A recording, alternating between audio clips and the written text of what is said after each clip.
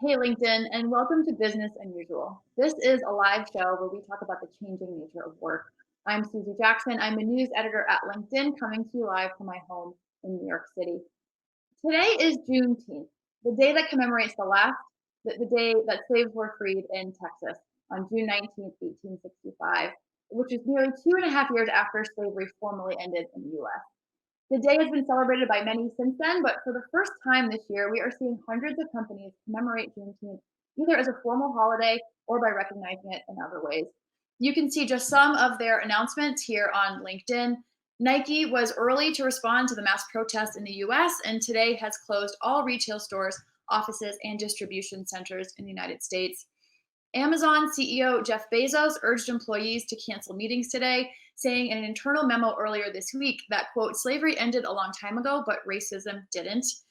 Target is giving corporate employees the day off and holiday pay to store employees, while Lyft has made Juneteenth an official holiday as well. So team members can, as they post on LinkedIn, reflect on our country's history, participate in civic engagement, and educate themselves on how to fight systemic racism. The same goes for branded content company Holler. Their CEO saying we need to cultivate a culture that celebrates heritage, race, and other forms of identity different from your own. And over at Black Girls Code, they've announced that they are presenting a day of healing through arts and conversation with a virtual event featuring some great poets. It's nice to see companies not only recognizing the day, but also finding opportunities to bring people together to learn or giving them opportunities to do so. I'm also seeing a lot of businesses, small businesses across the US, post about this on LinkedIn. As we know, an overwhelming number of companies have spoken out about racism in the past weeks, and there's been an ongoing conversation about where the talk ends and action begins. That conversation will continue to take place. It is noteworthy that by some counts, more than 200 major companies have made commitments to recognize Juneteenth.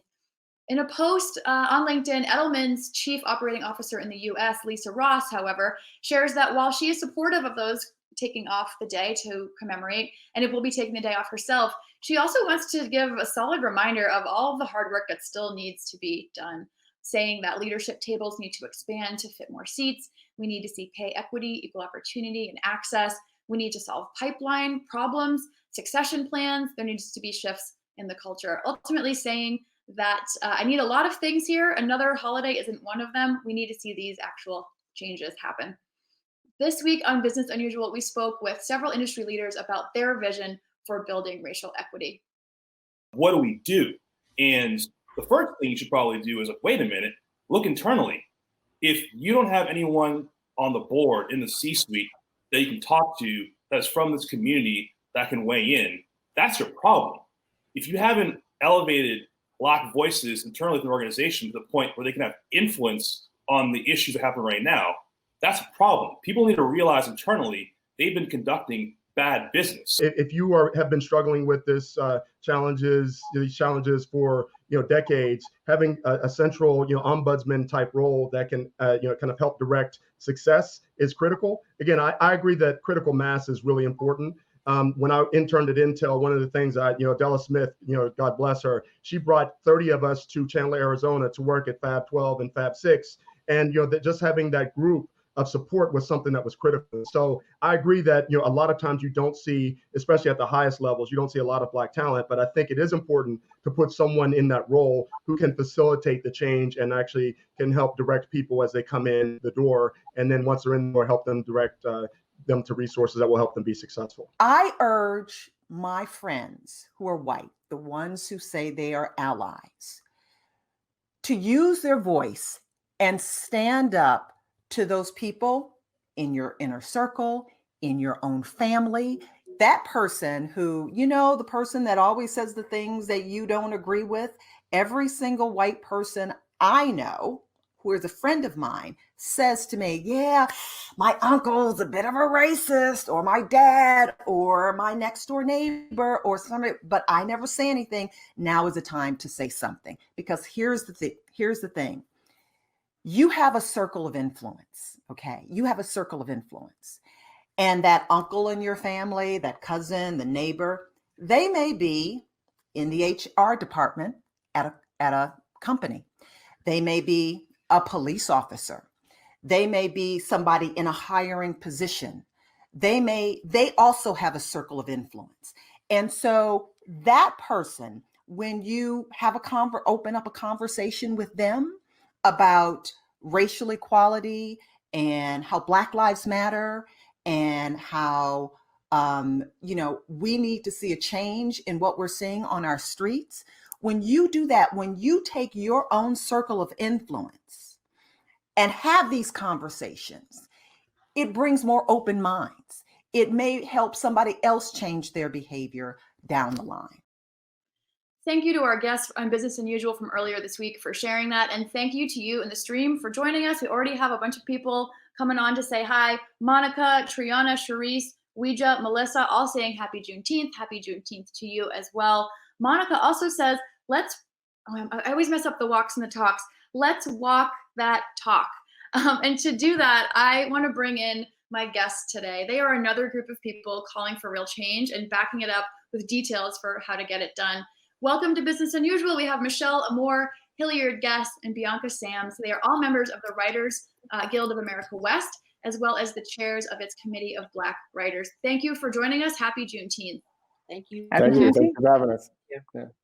Great. You all co-signed an open letter to Hollywood recently outlining what the industry needs to do to be more equitable. I want to talk about that letter and your experiences today, both how it applies to your industry, but what other industries can learn from this. As we're hearing from Monica, it's time to walk the talk. I don't want to flip that around.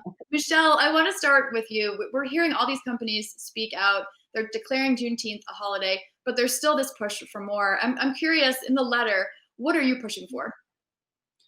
Well, I think we were pretty clear. First of all, we started off with our demands. At this point in time in history, we are tired of waiting on these companies to come around, waiting on them to decide that they are ready to do the right thing. So the letter is very clear that we want them to change their hiring practices. We want them to hire the Black writers that are already in the union. Like we said, we have 808 self-identified Black writers, and you constantly hear, oh, we can't find you. Well, the letter was also to identify where we are. We're here at the Guild. We are already union. And let me be very clear. When we say union writers, it means that all of us have either written something in television or film or in, like a series that qualified us to become a member of the union, and we pay dues. Right. And so we're saying we're here, we're ready, so hire us. And, like you said, back up all of that talking with real action. Yeah, so hiring is one of those points. Hilliard, can you tell us what are some of the other specific things the industry needs to be doing, as you've called out? I'm sorry, I can't hear you very well. I apologize. What was that? Oh, that's quite all right. If you can hear me now, I'm saying that we've heard from Michelle about hiring, and I'm curious about some of the other specific things that you feel the industry needs to be doing. Oh my God! I mean, the list. We have a long list of things. It starts with, like we always talk about, executives, showrunners, agencies. They all need. We heard earlier some of the people on there saying that if it comes from the top down, and we talk about the same thing all the time. It's one of the main things we need people at the top who are able to hire. We'll give you a little slight example. If you have a Black show with a Black showrunner, more than likely you're going to have 6 or 7 writers on the show who are Black. If you have a white show with a showrunner who's white, you're going to have nine writers who are white and 1 Black writer. You know what I mean? And so we found that, and we say it very clearly in the letter, you need more Black friends. You get more Black friends and you will hire. So I think it starts at the top in every single department, in every single area of our industry. And Bianca's got some amazing stats for you to really clarify a lot of that. Yes. So, she's the stats queen over there. And speaking of Bianca, there's actually a Bianca in the stream who's echoing this, saying companies need to invest in promoting higher management and leadership within their Black employees. And we hear this a lot, that this supposition that it's a pipeline problem. But Bianca, what are your thoughts on that? Is it a pipeline problem? Well, there are several problems. I mean, as Michelle and Hilliard said, I mean, you can look at some of the pipeline problems, which could be, you know, writers, particularly Black writers, non-white writers being kept sort of at the bottom for longer. I know for myself, I was asked 6 times to repeat staff writer year. I repeated 4. And in that position, you don't make script fees, and there's different things like that that have pay equity issues. Right now, the Guild is fighting for that in our new negotiations to make sure that there is script fees paid to staff writers and also pay equity across, you know, all the different platforms, which is also important. You know, money is important. We need it. There's also a lack of in-depth hiring, retention, and recruitment statistics. It was very hard. I was part of a think tank where that's a thing that we were trying to do so we can actually look and see what other issues we're not necessarily paying attention to. There's also mentorship. You know, being able to move through the ladder isn't just about your writing skills, it's about your management skills. You know, we have huge budgets. Can you do that? Can you hire, you know, crews that are also that you're managing? You have so many different things. So like a showrunner is basically the CEO of a show. And, you know, to be able to have that job, if I pitched a show today, they would probably not allow me to run my own show. They would give it to somebody else, which means I don't have real control over my show. So if we want to really start moving things up, either within the system, you know, to becoming showrunners, or giving people the skills to create products outside, so short films, web series, or doing things for places like Quibi or 30 Ninjas or New Form. There's so many different ways you can participate in our industry, and some of it is not just about your writing. And we have lots of stats about, you know, how that is working currently. And I can definitely go into that, but I just want to start there and then we can go into numbers later. Well, give us a number now. You have lots of stats. What's one that really illustrates this, that people can really chew on? Whew, one that was interesting, and we had 6,210 writers that made money from TV, and that's drama, comedy, variety, in the years between 2016 and 2020. But 451 of those were Black writers. So there's a difference of 5,759 people. And so that's 7% of Black writers were working. And if we think about just parity in the US, we're at 13.4, 13.5, depending on what you ask, you know, percent of the population. So we were just trying to get number parity, you know, in the workforce. There would have been 902 jobs, you know, in that same time period for Black writers, and we were at 451. So, you know, oftentimes it's stated that they can't find us. And as Michelle has said, there are 808 of us already here who have qualified, who've done work already. And so if we're looking, you can come to the Guild and we can get those numbers up. Yep. Huge gaps in those numbers. Bianca, thank you for sharing to give us a real concrete sense of the size issue that we're dealing with here. Michelle, I'm curious, as one of the co-chairs, what has the response been like in this letter? It's been out circulating for roughly a week now. Are you already getting responses? What's the reaction been? I would say the reaction has been mostly positive. I did see someone on Deadline in the comments section say it reads like a ransom letter, a ransom. And I said, well, yeah, pay up. Yeah, for the most part, it's been really positive. We are definitely getting calls. We've had a few companies reach out and start asking, you know, hey, we're looking for this person or that person. Here's the issue. We need it to be systemic, though. It can't just be these random companies coming. We need to sit down with the companies and talk with them about our needs. One of the things that I don't want to happen is that all of a sudden a lot of white companies and even some of our white peers, they're starting to plan things, I think with good intention, but they're not coming to us specifically to say, what do you need? And we already know what we need. I mean, you know, we've had a long time to think about what we need. And like Bianca said, we have the numbers to back it. And like Hilliard said, you know, we're quite aware of, you know, some of the issues. So for me, it's about saying, okay, we can be very specific now. In our letter, we called out, you know, the Netflix, the CBS, A24, very specific companies who issued statements. What we now need them to do is to actually call the Guild and then get on our calendar and sit down with us as the leaders of the union that hires Hollywood writers, and let's sit down and we'll tell them what we want from them, and then they can decide if they're going to do it. And that's the thing. They made those statements. We simply called them out on the statements. We brought the history of this industry. When you look at Birth of a Nation, you look at Hollywood was established on a film that is basically KKK propaganda, which resulted in the revitalization of the KKK and caused so much trauma in our community. They're not exempt. You have to clean up your own house first, Hollywood. That's what we're saying. And then let's sit down and treat us with respect. Don't start doing things without asking us if we want those things. We want, first and foremost, jobs. We want to get paid like everybody else. We earned our seats. Every last one of us. I was in grad school at UCLA when I sold an indie film with director Robert Townsend, which qualified me, right? So I wrote a film with him. That was my second film I wrote with him.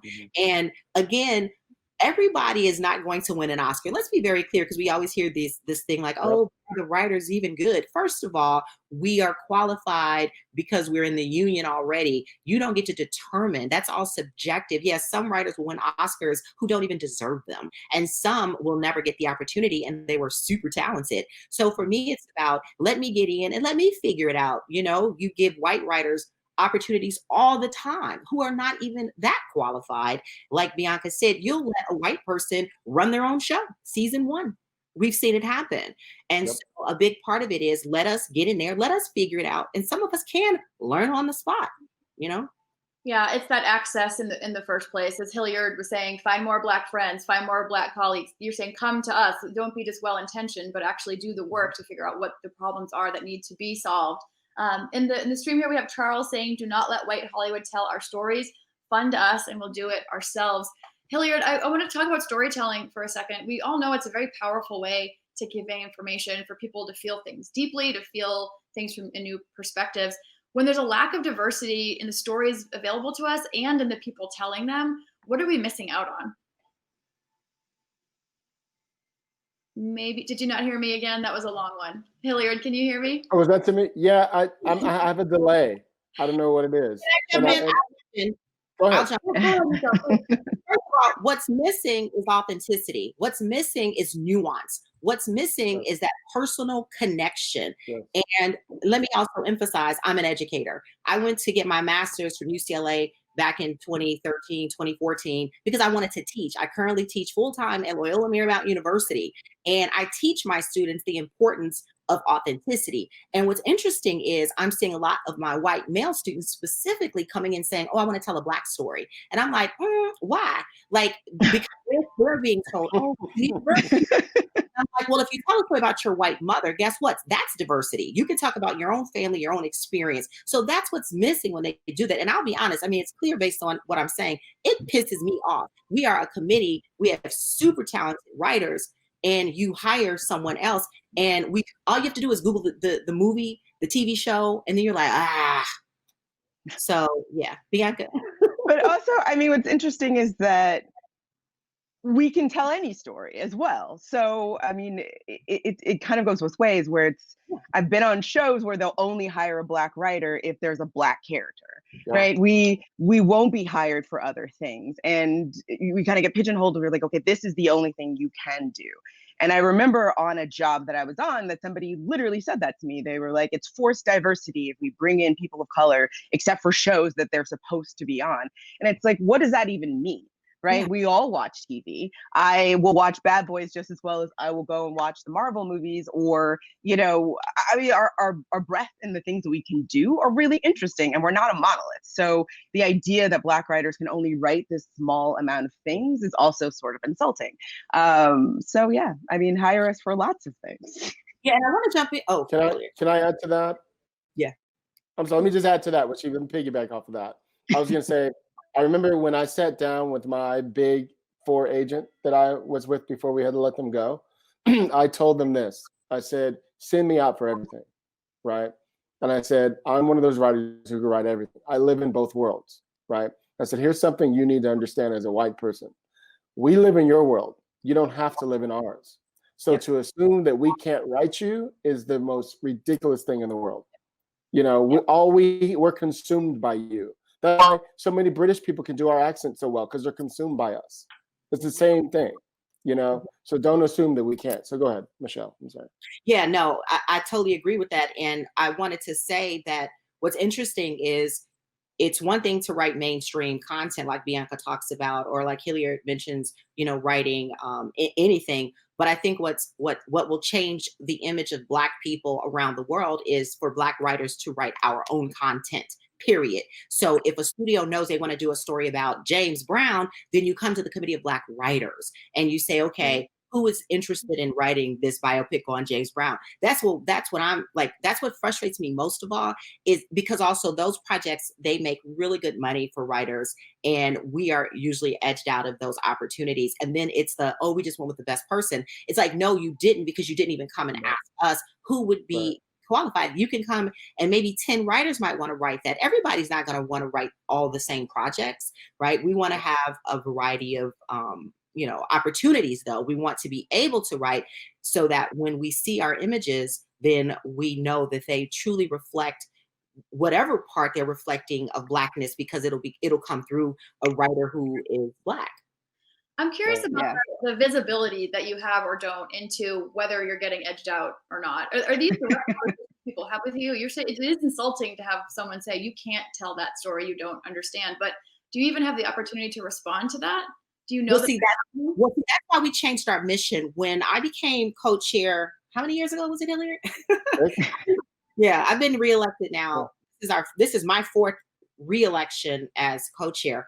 One of the things we worked on was our mission. So our mission is to empower, to increase visibility. So you are correct. We were invisible even within our union. We had showrunners saying, we don't know where to find Black writers. And we were like, we're right here. We're literally in the same building.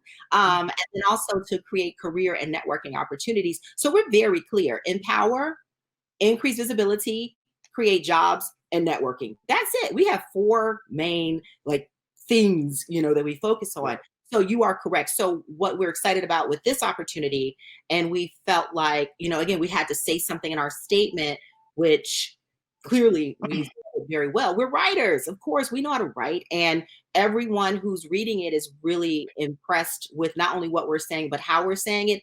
And that was intentional, because one of the things that we really wanted to do was to put our best foot forward, so to speak, so that anyone who would even read the statement would say, well, damn, they can write. Yeah, we can. It was a great letter. It's really forceful. Everyone should go check it out. It's really forceful, but there's a little bit of humor still in it. You're writers. It reads really well. Shelley in the stream is saying, well done. What a common united voice can do to make a change on behalf of others. Ferris Stevenson in the stream has a question for you. I'll toss it out and see who wants to take it. Saying, do you think there should be pay scale transparency, or are you seeing an increase in that already? Yes. That's a Bianca question. That is a yes, and yes. It is so, I spent the last 2 years trying to get just basic numbers on just hiring, but you're also not getting any numbers on what people are being paid.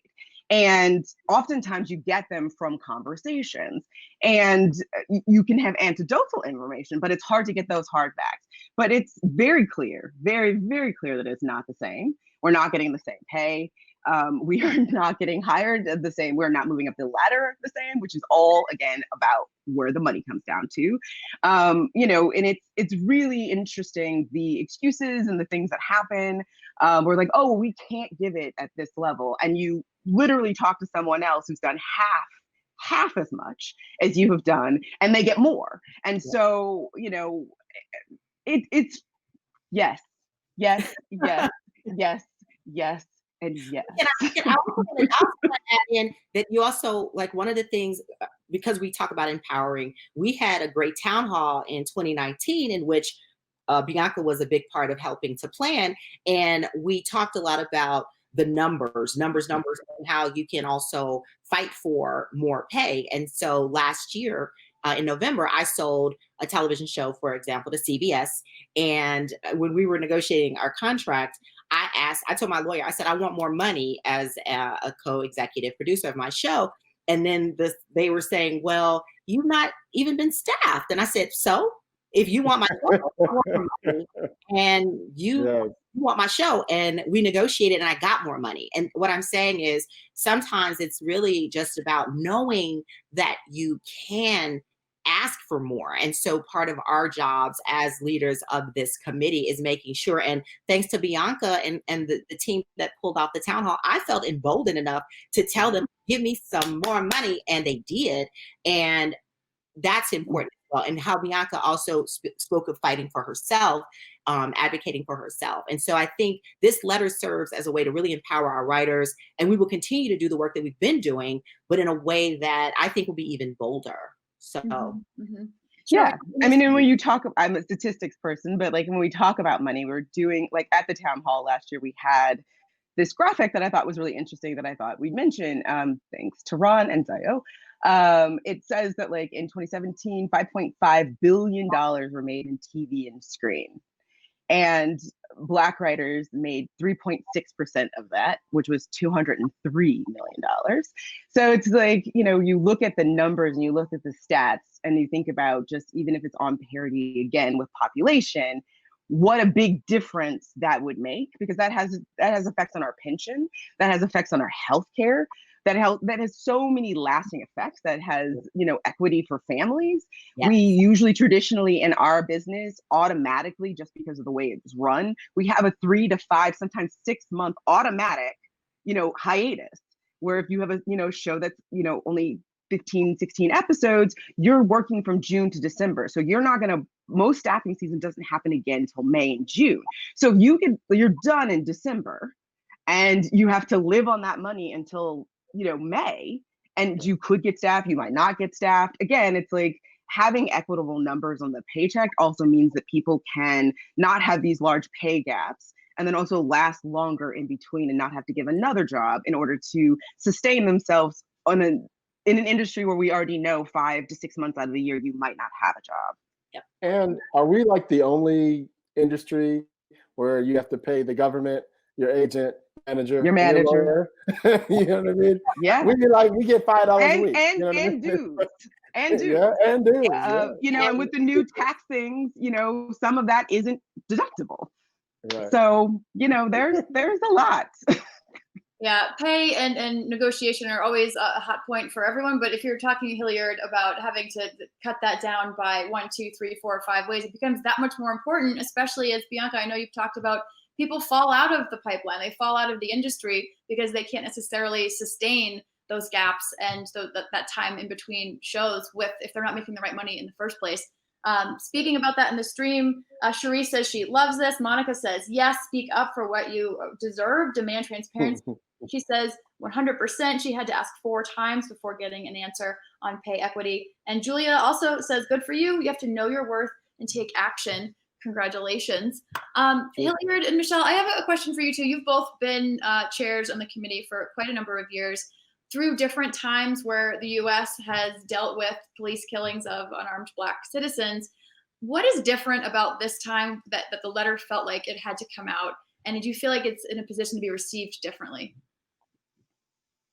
I think we'll go with I've heard this question a lot, and I'm sure Michelle has too. I think that in this climate, this is the first time you have to remember in my lifetime where the whole world is shut down, and I'm damn near 50, you know?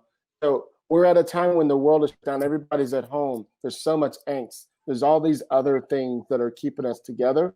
So like right now, I notice like everybody's starting to go back to work and there's a lot of stuff going on, traffic is busy. In my opinion, if this would have happened 2 weeks ago, we probably wouldn't have gotten the support that we did now. That's just my opinion, you know? I don't know how you guys feel about that, because the cycle of where we are now, everything came to a stop and it forced everyone to focus on one thing. And it happened so quickly. Yeah, it did. Yeah. I was going to say, let me also add this. I was severely depressed about what had happened, particularly with George Floyd. And the whole world, like Hilliard said, we were all, you know, we're sheltered in place and we're all home and we're watching, and it was like this ticking time bomb just waiting to explode. Because again, not just that we're sitting home, but people are unemployed. People don't have food to eat. People are upset. And then let's just also talk about the very obvious. COVID-19 is taking more Black lives than any other. And so as a community, we now have had 401 years of this, and we're just like, enough. And the interesting thing is the letter came from out of all those emotions. If you think about what we referenced, COVID-19, we referenced how Black families earn, the net worth of a Black family is 10 times less than that of a white family.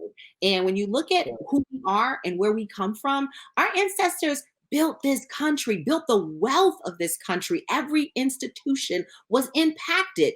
And yet we still struggle, and we still are killed on the street like a dog. They wouldn't even do a dog like they do us. And it breaks our hearts because we're writers we're artists, we feel. And so that letter came from that very passionate place of get your foot off our necks, literally and figuratively. And Hollywood, if you are saying all these things and you mean it, then guess what? Have your people call our people, and let's sit down and let's deal with this, the way it should be, which is you all have the power. We know that. So you have the power, you have the means, the resources. They could do so much in education. Look at what the CEO of Netflix did just this week. It donated 120 million to HBCUs and did it like that. Won't even miss that money. That's what I'm saying. Like, they have the power. So sit down and let's talk. And clearly he talked to somebody because he also donated that money to, exclusively HBCUs. And so there's more than where it came from. But also during COVID-19, billionaires, they made more money. And look at how many people got money that didn't deserve it. Corporations, like all of that it impacts us because anytime America suffers, the Black community suffers more than anybody. And that's what you're seeing right now. We're fed up, period. I mean, speaking to that, it's also that like finding out that he survived COVID only to go outside to get food and be killed by the police. And when you have these things coming like so quickly, and the thing that happened in Central Park right before that, and then Breonna Taylor, it was just this thing that it was moving, and history repeats itself. And I honestly believe it repeats itself because you didn't learn the lesson the first time. And we're at another crisis point. We're at another place where we can go left or we can go right. And we really need to make the right choice this time, because otherwise it just keeps happening. And it's a systemic issue. It's an institutional issue. It's not, it's not something we can't change. And Hollywood is also a big part of that. What you see on TV, what people ingest, like Hilary keeps talking about consumption, what the images you see of Black people being thugs or Black people only being, I don't know, it's just like they're always usually something negative, or they're the opposite. You were like super, super exceptional. You can't just be. Right. So we need to have a more diverse image of Black people in our business, which is exactly what we do and can do, and normalizing that this idea that police brutality is not okay. So I think there's a lot of changes outside of hiring practices that will affect, the real world and how Black people are perceived. And the fact of the matter is we make money. We make money. They buy our content. They buy our music. They emulate our culture. So let us do it. Right. We spend 1.2 trillion a year. It's incredible how much we spend when you look at television. We watch more television than anyone. We drive Twitter completely. We decided the other day that we don't want to celebrate Trump's birthday, so we made it Obama Day. Guess what? It was Obama Day. Like, we have so much power. It's incredible. And we're just dope. And we're saying, pay us what we deserve. We're not even saying, I have a 16-year-old son, and he said, Mom, it's not like we're asking for Black supremacy. We're asking for equality. And that's it. We want equality. And we're not, like we said in our letter, we're demanding our seats at the table right now. Enough. Enough.